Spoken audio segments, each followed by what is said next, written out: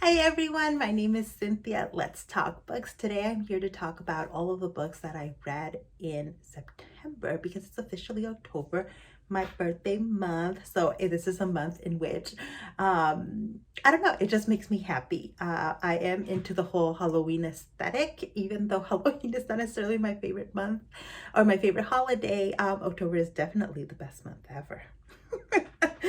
But I do have quite a few books to get through, so I will get right to it. The first book that I finished in October was The Final Girl Support Group by Grady Hendrix. And this is an author.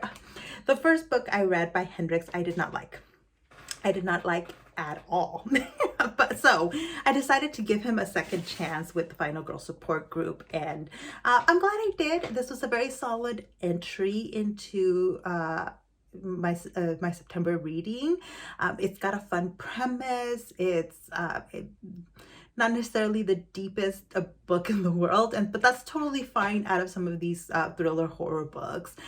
In this one, I think there is an attempt to comment on violence against women and the way that female victims especially are treated by the media. I think that I wanted more of that in the story than there was, because it's kind of just sprinkled rather superficially, and I wanted more of that. So that was it with the Final Girl Support Group. So also solid book. The second book that I finished in September was That Time I Got Drunk and Saved a Demon by Kimberly Lemming. This was a fun book. This was exactly what I needed when I started reading it, because I was reading a lot of heavy books that I'll get into.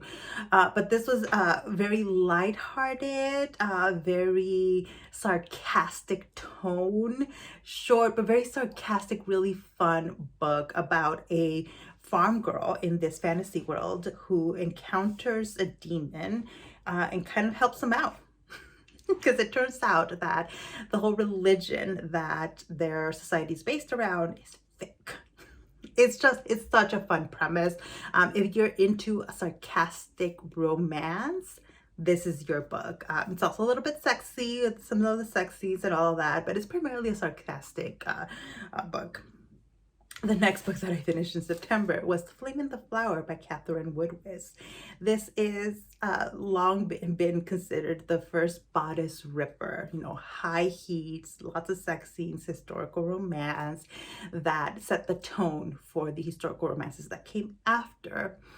And so I've been wanting to read it for a long time because of that. I knew that there would be scenes that I would consider rape in here.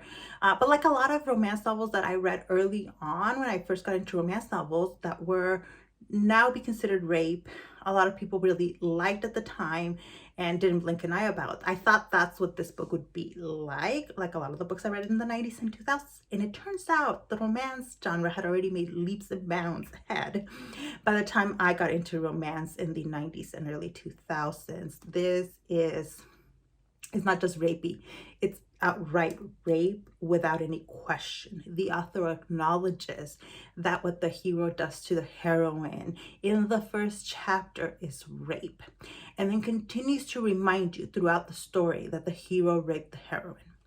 And I just could not stand that. I could not. And I don't understand why this was so popular at the time that it came out. And it's just because it's just outright not, even within the confines of what this book is supposed to be, it just doesn't work. The hero is not likable. You're constantly reminded of his rape. The heroine is afraid of the hero for most of the book, like flinches at his looks and his touch for a majority of the book. So there's no building of a relationship. There's just all of a sudden a happily ever after with a very superficial explanation, and that's it. And so, yeah. Like, I can read a lot of problematic books, especially in the romance genre, And this was just like not it.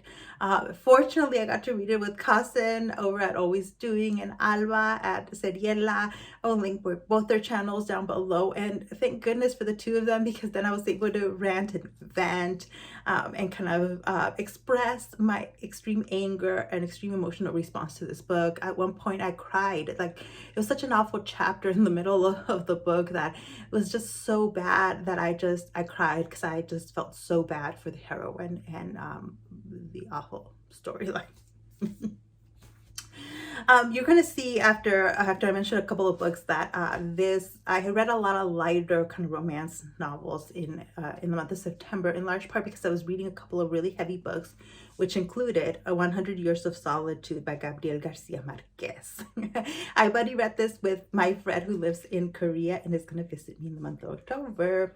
Another reason why this is gonna be a great October. But I wanted to read this book because it's long considered, you know, a classic and the book that put Latin American literature on the map in the 60s and 70s. And Gabriel Garcia Marquez is just one of those authors that I'd always been meaning to read. I read Love in the Time of Cholera about a year ago.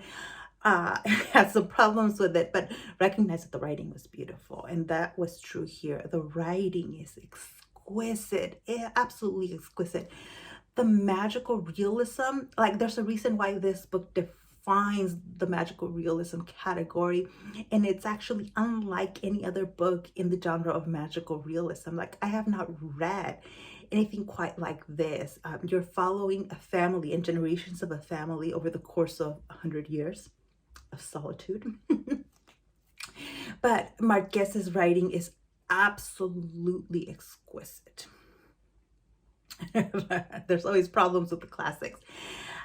There is a lot of incest and pedophilia in this story, and I just, like, this was true in Love in the Time of Cholera as well, and I was just like, why does this need to be over and over in the story? Marquez is not condoning it, okay? At first, I was like, I think he's condoning it because he presents a lot of what happens to this family as just like, this is what happens, without too much commentary. And so that was why I was having a problem with all of the incest and pedophilia in here, because every generation of this family has at least one instance of pedophilia or incest, sometimes both. And it wasn't until about halfway through the book that I got it. I got that Marquez was not condoning it and what he was doing with it. And by the end, it is very clear that he's absolutely not condoning it. But it's there over and over again, and it's hard to read and it's hard to get through, even when it's not being condoned. So that was my one problem with it. The language is absolutely beautiful, very flowery. So you also have to be into that kind of writing to like 100 Years of Solitude. It's not my favorite kind of writing, but once I got Marquez's writing and what he was doing here, I really could enjoy it for that. And probably because I was having a discussion about it every week with my friend, that really helped, because then we were dissecting what's happening, what's doing, what the hell's up with this person, all of that. So I am very glad that I did read 100 Years of Solitude. The next book that I finished in September was A Lot Like Adios by Alexis Daria. This is book number 2 in the Primas of Power series that she's publishing. And I love this series. I love Alexis Daria. Her writing really sparkles. Like, it's you can hear her voice very clearly. It's got a very modern feel to it. And it's like, just, she imbues her story with, one, a lot of sexiness, but also a lot of banter, a lot of family issues. I just really enjoyed this one. So our main characters are Gabriel and Michelle, who have been, like, they grew up together next door to one another. And at the very end, before they never saw each other again for years, there was a spark of sex and love there. There was a spark. And then they don't see each other for until they're much older. But once they are much older and they're brought together, then they are reconnecting and the spark is still there. They're both bisexual. They're both dealing with family issues, though Gabriel more than Michelle, because he has not spoken to his family since he went off to college. And that was one of the things that was a little bit hard. It makes the story a little bit angsty. He does learn to open up to his family, and his family has changed since learned to open up to him. The level of just distrust and dislike he has for his family is pretty extreme, and I think there was good reason for it here. And it was I liked the moral lesson at the end of the lesson that he learns, and the reconnecting with his family that he does in here. It was just a bit off there in the beginning. This is a book that because it's a kind of second chance romance, like the sex starts right away. So you have to also be into Alexis Daria's like high heat sex scenes, because they're there in the very beginning. They kind of taper off towards after the initial reconnecting of the couple, but it is there right off the bat, and that might turn some people off. So just as a warning that this is there. I really liked it. I really like the family. Michelle is a really awesome character, and I can't wait to keep reading in the Primas of Power series. So the next book was A Delusion in Death by J.D. Robb. So this is book number, what is it? 35 in the In Death series. I'm making my way through this. I actually thought I would be further along by now, but this was a very solid entrance in the series. Because I've been leaving chunks of time in between books in the series, I think I'm enjoying them more rather than like reading them back to back. I can kind of enjoy them because I'm reconnecting with characters and then scenarios that feel very comfortable, very cozy, and it's a pleasure to like see Eve Dallas in her environment and see her develop her relationships with the people around her. The next book I finished in September was Burnt Offerings. This is book number 7 in the Anita Blake series by Laurell K. Hamilton. The book right before this one, book number 6 in the series, was fantastic, and I actually really enjoyed book number 7. It has so much plot, full speed ahead. You have to be really a plot driven reader in order to like the Anita Blake series, because they are chock full of plot. And then this one, you know, I can't talk too much about it because it's book 7 in a series, but it's got a pretty good mystery.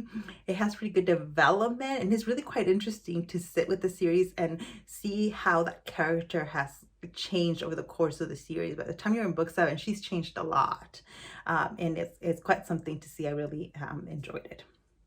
Okay, next book that I finished in September was another one of these big, really long ones. It turns out this is also a Latin American classic from the same era that 100 Years of Solitude is from. So these books were part of that generation of great books from Latin America that published and got a lot of attention. But this is El Paraiso en la otra esquina by Mario Vargas Llosa. I talked about this book in my recent update on A Historian Reads Historical Fiction. So I'll link that video down below. I will also link the book in English down below. I did read it in Spanish, and it was fabulous. In this story, you're following two real life people. So actually, a lot of the history was really well researched. The first person you're following is Flora Tristan, who was a feminist socialist from the 19th century, early 19th century, who was half Peruvian, half French, and she's traveling around France trying to put together a workers' union that envisions a whole different society that is run by workers and works to improve the lives of workers. And as she's traveling and doing this, we're getting kind of flashbacks to her early life and how she manages to put these ideologies, feminism and socialism together, and how she works towards that end. I loved every chapter that focused on Flora Tristan. Absolutely loved it.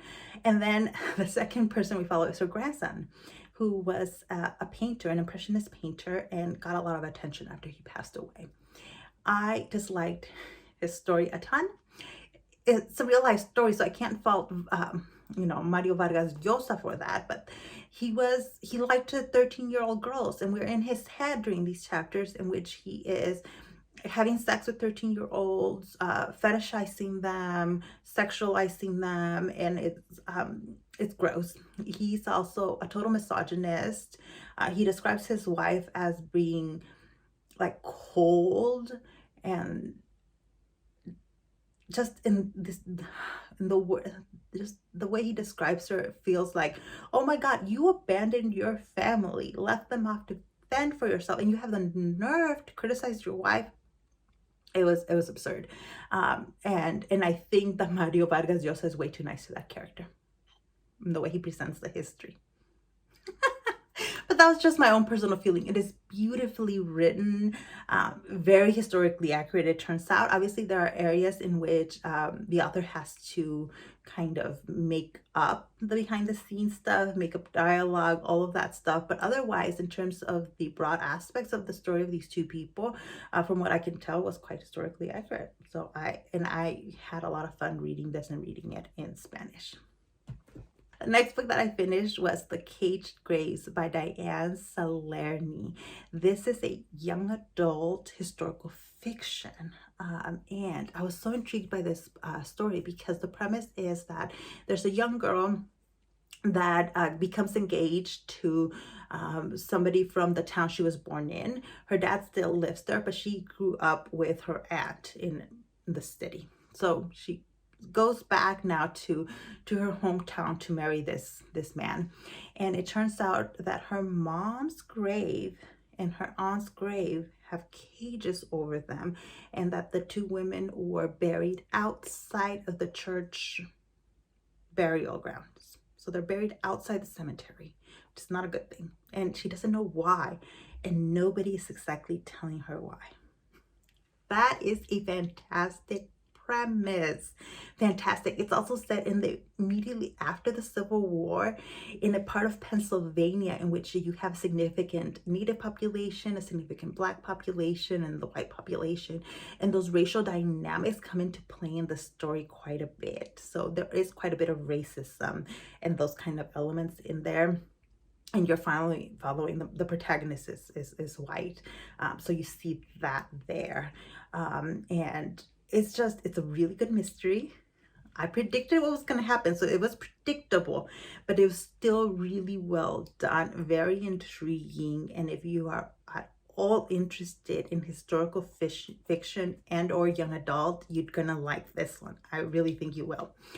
And I forgot who I heard this book from, so if I heard it from you, please remind me down in the comment section, because for the life of me, I cannot remember who's talked about this book in a recent video, and I'm just like, oh, I hate when that happens, because I want to give people credit for the recommendations. The next book that I finished was At Grave's End. This is book number 3 in the Night Huntress series by Jeaniene Frost, and I kind of enjoyed this series. It's another one of those series that's full of plot. The main female character is a half vampire, half human vampire hunter. And so I can't tell too much about the plot, but there is a ton of plot. There's a huge element that happens in the first couple of chapters of this book that I'm like, normally a series would, like, that would be resolved in like book 7 of a series. And no, within 3 chapters, that storyline is fully resolved. And then you move on to a bigger mystery. The bigger mystery was, it was okay. Yeah, so this was a 3-star book for me, like solid.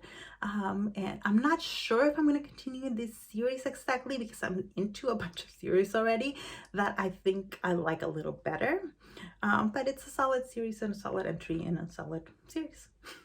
And that is it. Those are all the books that I finished in September. So you can see that I did have 2 long, kind of thicker, harder books to get through, and then a bunch of lighter stuff. I liked urban fantasy, a lot of romance that I quite enjoyed, one book that I really didn't enjoy. But if you've read any of these books, if you have any thoughts, even if you don't agree with me, that's totally fine. As long as people are respectful, I'm happy to disagree with people and for us to have a chat about our disagreements about books down in the comments section. So thank you so much for watching this video, and I'll see you in the next one. Bye.